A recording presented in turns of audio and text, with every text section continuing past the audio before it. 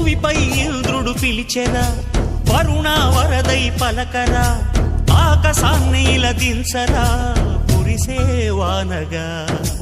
మారని యాతన తీర్చగా, మాతల రాతలు మార్చగా, ఈ జల యజ్ఞము సాక్షిగా తలనే వంచరా. మహారాజు తాని సమిధల్లె మారి నిలువెల్లా వెలిగెరా. భోగాన్ని విడిచి త్యాగాన్ని వలచి తాపసిగా నిలిచెరా.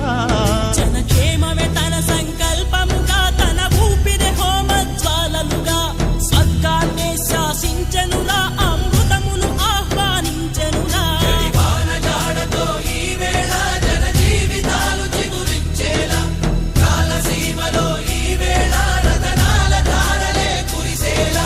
కల్లు కల్లు మని సిరిము వల్లే చినుకే చేరగా, జల్లు జల్లు మని పులకింతల్లో